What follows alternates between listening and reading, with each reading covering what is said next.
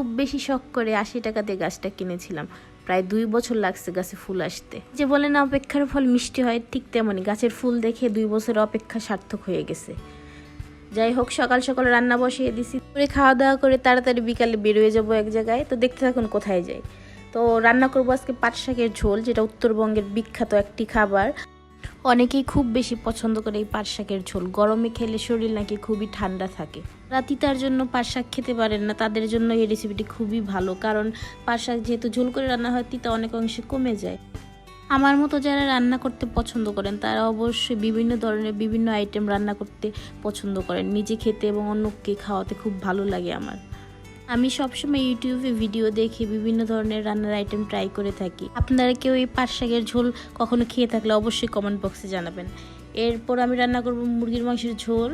দেশি মুরগি খুবই শক্ত হয়, তারপরে ওই শক্ত মুরগি আমি ভাজি করে রান্না করতেছি, কারণ আমার বাসার লোক না ভাজলে মুরগি কখনোই খায় না। তো ভাইজা রান্না করতে হবে, ভাজলে মুরগিটা আরও শক্ত হয়ে গেছে। সবার রুচি অবশ্যই একরকম হয় না, সবার বাসায় একজন এরকম থাকবে যার রুচি কিনা সবার থেকে আলাদা হয়, তার রান্না বান্না সব আলাদা।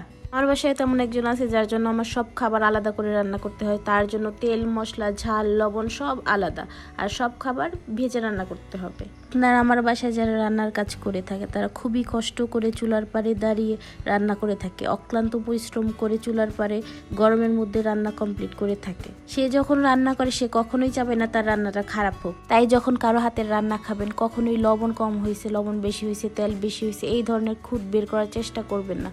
আপনার যদি খেতে ভালো না লাগে, লবণ বেশি লাগে বা স্বাদ না মনে হয়, তাইলে খাবেন না। কারণ একটা মানুষ খুব পরিশ্রম করে আপনার জন্য রান্না করে, এবং সেই রান্না খেয়ে যখন আপনি বলেন ভালো হয়নি, তখন সে মনে অনেক বেশি কষ্ট পায়। তাই কাউকে এভাবে কষ্ট দিবেন না।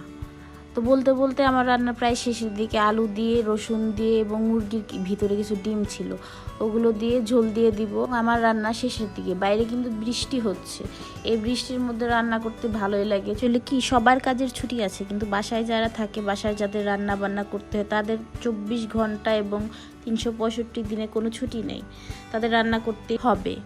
আর এই যে বেগুন ভাজি করে নিচ্ছি সরিষার তেলের মধ্যে। আচ্ছা, এই সরিষার তেলগুলো কিন্তু আমাদের নিজস্ব ক্ষেতের, আমাদের ক্ষেতে সরিষা হয় প্রতি বছর, আর সেই সরিষা থেকেই তেল হয়। আর এই হচ্ছে আমার দুপুরের খাবার। কেউ আবার আমাকে একদম পেটুক বললেন না, আমি কিন্তু ভাত অল্পই নিচ্ছি। এ দিয়ে রেডি হয়ে আজকে আমরা চলে যাব বড়ামা।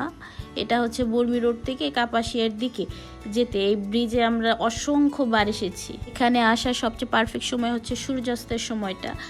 এই ব্রিজের উপর থেকে সানসেট দেখতে খুবই বেশি ভালো লাগে। একটু আগে আগে চলে গেছিলাম, তখন বেশি একটা ভিড় ছিল না, কিন্তু বিকাল যত পড়তে থাকে তত মানুষের ভিড় বাড়তে থাকে। তাছাড়া এখানে ফুচকার দোকানও আছে, ইচ্ছা হলে খেতে পারেন। আজকের ভিডিও এই পর্যন্তই। সবাই ভালো থাকবেন, সুস্থ থাকবেন।